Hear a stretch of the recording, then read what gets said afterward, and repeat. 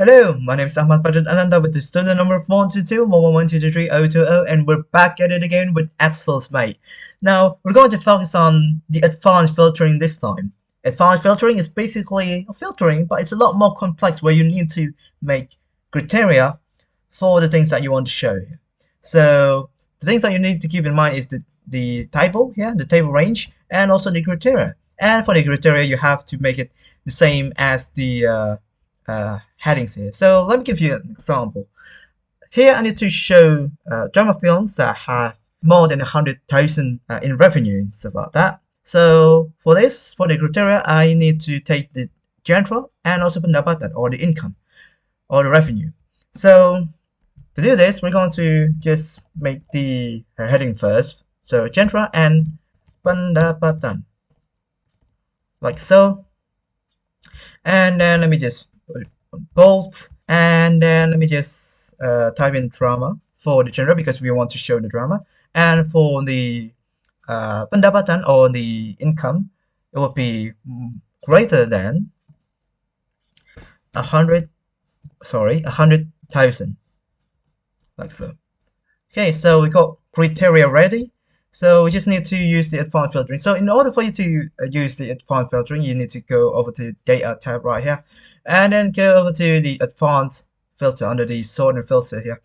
Advanced filter, and it will pop up this prompt right here, prompting you to type in or like mark the range of the table and stuff like that. So for the list range right here, it's basically kind of in order.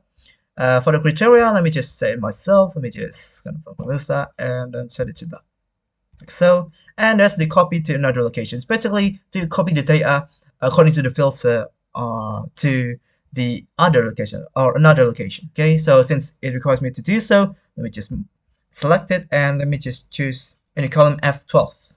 So let me just mark it and then boom, like so, mate. Let me just do it right here, like so, mate.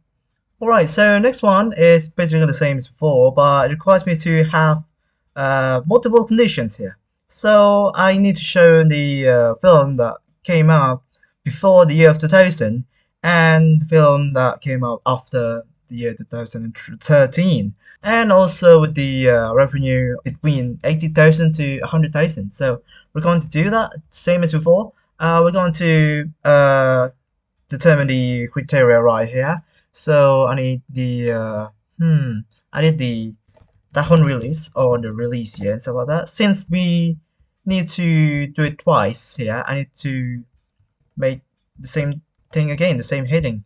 As that's also applied to the pendapatan, the revenue, the income. Because I need to do it twice, like so. Double conditions about that.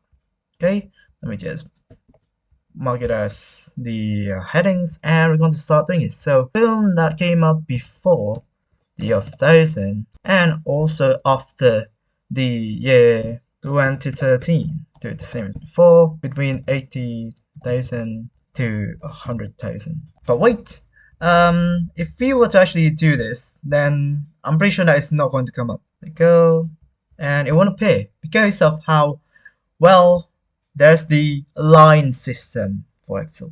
So let me just make Excel to process the criteria by making a new line here because there's the line processing system here. So let me just do so. Let me just remove this as well. And we're going to copy paste this information, this data right over here. Stuff like that, okay? And we're going to redo this again. Let me just and copy to another location like so, and it appears like that, mate.